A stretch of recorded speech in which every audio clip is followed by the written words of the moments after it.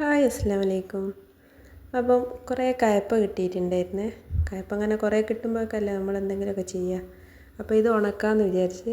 അല്ലാതെ അവിടെ കയ്പ്പ കറിയും ഉപ്പേരിയും അങ്ങനെയൊന്നും കൂട്ടൂല. കയ്പ്പുള്ളതുകൊണ്ട് കുട്ടികൾക്കൊന്നും അത് ഇഷ്ടമില്ല.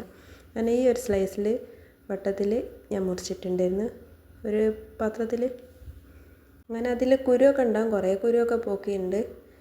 അങ്ങനെ നല്ല പച്ച കളറിലാണ്. എന്നിട്ട് അതിൽ ലേശം ഉപ്പും മഞ്ഞളും ഇട്ടിട്ട് നല്ലോണം ഇളക്കി കൊടുത്ത്, ഉപ്പും മഞ്ഞളും അധികമൊന്നും വേണ്ട, പിന്നെ ഉണങ്ങി കഴിയുമ്പോഴത്തേന് നല്ലോണം ഒപ്പിക്കും. അങ്ങനെ ഒരു 3 ദിവസം ഞാൻ വെയിലത്തിട്ടുണ്ട്. ഒരു കോട്ടൺ തുണിയിലാണ് ഇട്ടത്. അപ്പോഴത്തേന് തന്നെ ഉണങ്ങി കിട്ടും. നല്ല ടേസ്റ്റ് ഉണ്ടാകും. നമുക്കിത് കുറേ ദിവസത്തേക്കൊക്കെ സൂക്ഷിച്ച് വെക്കാം. നോമ്പിനൊക്കെ നല്ലതാണ്.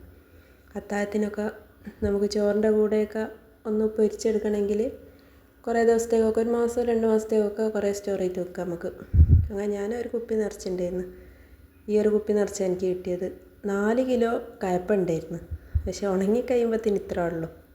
അത്രയൊക്കെ ഉണ്ടാവുള്ളൂ, എന്നാൽ നല്ല ടേസ്റ്റ് ഉണ്ടാവും. അന്നേരം അത്ര കയ്പ്പൊന്നും ഉണ്ടാവില്ല കേട്ടോ. കുട്ടികളൊക്കെ കഴിക്കുന്നുണ്ട്. പിന്നെ അധികം വെളിച്ചെണ്ണയൊന്നും വേണ്ടതിന്. അപ്പോൾ എല്ലാവർക്കും ഇഷ്ടമായെന്ന് കരുതുന്നു. ഇങ്ങനെയൊക്കെ കിട്ടിയിട്ടുണ്ടെങ്കിൽ എല്ലാവരും ഒന്ന് ചെയ്ത് നോക്കുക. ബൈ.